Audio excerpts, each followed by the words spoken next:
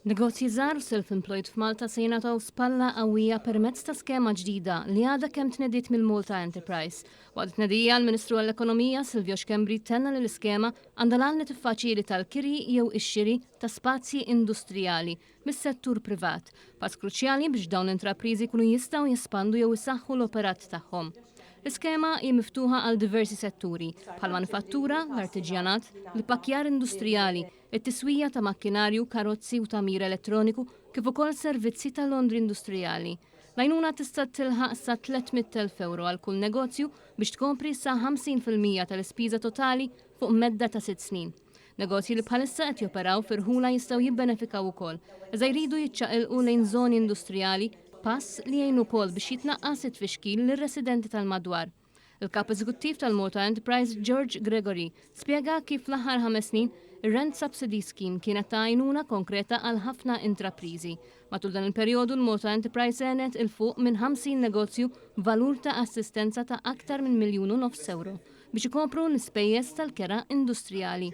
Madankollu Gregory spjega li l-Malta Enterprise ma waqfitx hemm, tant li issa nħarġet din l-iskema li timxi fuq il-parametri tal-Viżjoni Malta 2050 biex negozji Maltin u Għawċin jiġu mejjuna joħolqu ġdid u impjiegi ta' kwalità u sostenibbli. Llum il-Gvern ma għandu art li jista' jagħti lil dawn l-entitajiet, l-industrial estates kollha mimlin, jiġifieri hija ħaġa importanti li noħorġu hemmhekk fart privata li hija allokata bħala industrijali li ngħinu dawn l-intrapriżi żgħar jitlu f'dawk il-postijiet.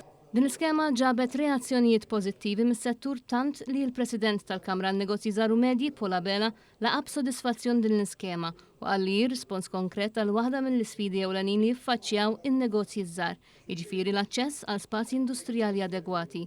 Min-naħa tiegħu il-Ministru Xkembri spjega li l-isfida llum mhix aktar kif il-Gvern iġib l-investiment lejn Malta, imma fejn se jilqgħu.